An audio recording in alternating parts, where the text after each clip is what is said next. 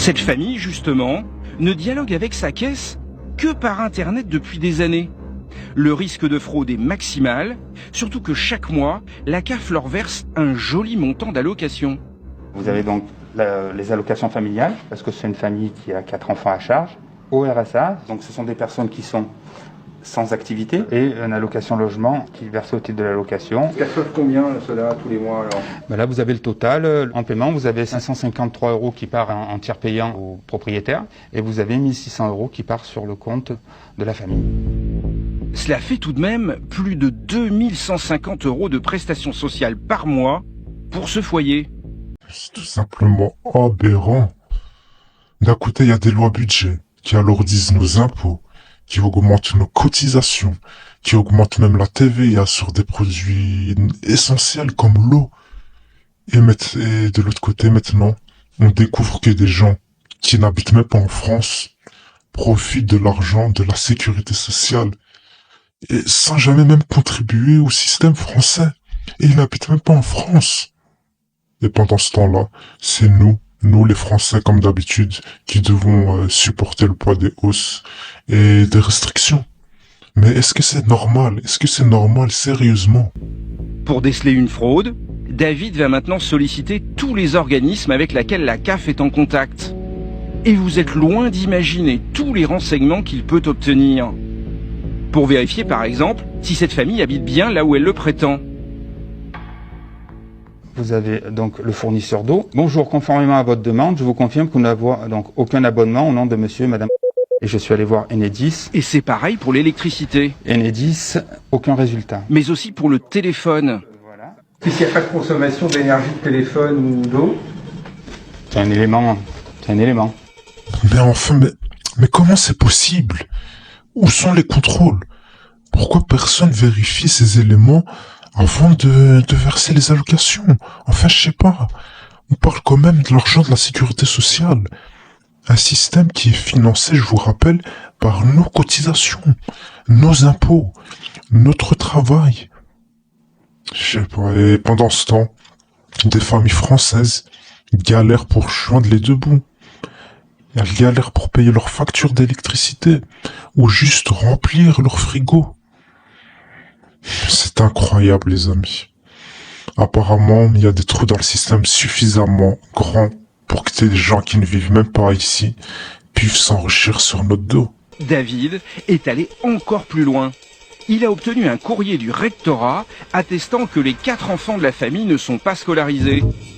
Et il a pu dénicher sur le fichier FICOBA de l'administration fiscale tous les comptes bancaires en France de cette famille.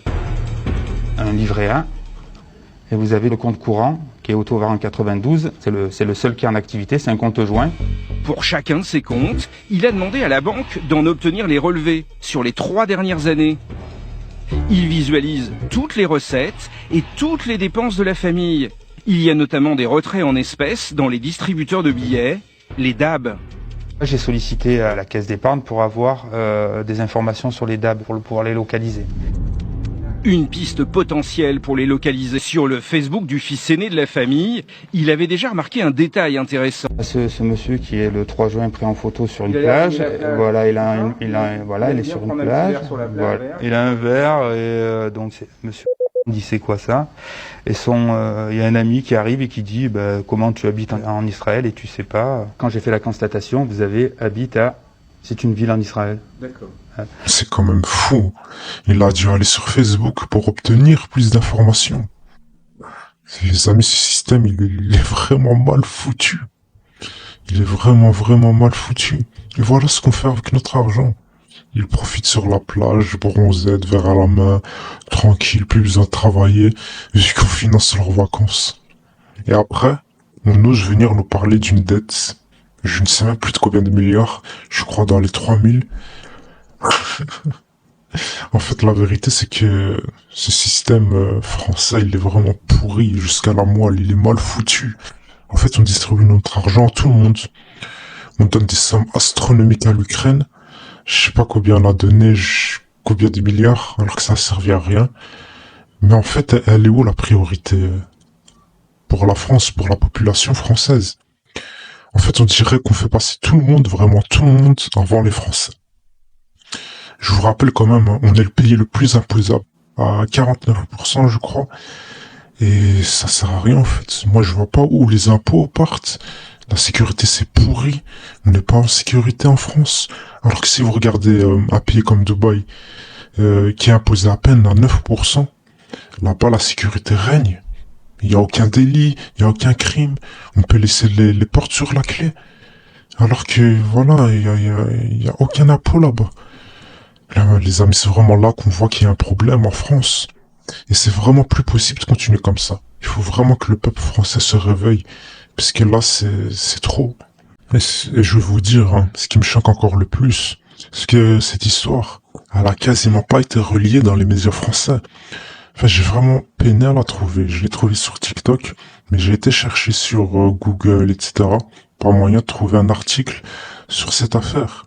Par contre, le même genre de fraude, mais quand c'est dans d'autres pays, comme l'Algérie, là, on en fait tout un scandale et directement la justice est saisie. Pour preuve, regardez ce reportage, c'est une famille algérienne qui a fait la même fraude. Une famille qui vivait en Algérie a réussi à toucher le RSA et des allocations familiales pendant 5 années, montant des sommes détournées 80 000 €. Le couple est passé cette semaine devant la justice et le jugement est attendu pour la mi-mars. Le couple devrait être condamné à une amende. Avant d'être en direct avec le magistrat Charles Prats, Siam Spencer, expliquez-nous ce que l'on sait. Oui, le couple avec 4 enfants a perçu 550 € de RSA chaque mois, en plus d'autres allocations familiales pendant 5 ans. Sauf que les parents avaient quitté la France pour s'installer en Algérie sans en informer l'administration française. Le couple de fraudeurs s'est exprimé mardi devant le tribunal. Je n'avais pas conscience que c'était aussi grave. Je l'ai fait pour mes enfants, explique la mère. Je n'avais pas le choix, a rajouté le père très mal. Et voilà. Là, directement, on a été en justice, directement Europe 1 a mis la lumière sur cette affaire. Parce que, bien évidemment, c'est pas Israël. Pourquoi toujours ce deux poids, deux mesures dans le traitement de l'information? Pourquoi certains cas, ils sont systématiquement mis en lumière, tandis que d'autres, on n'en parle jamais? Eh ben, je vais vous donner la réponse. Parce que tout simplement, c'est le peuple élu. Le peuple élu, la France, c'est leur deuxième maison, tout simplement.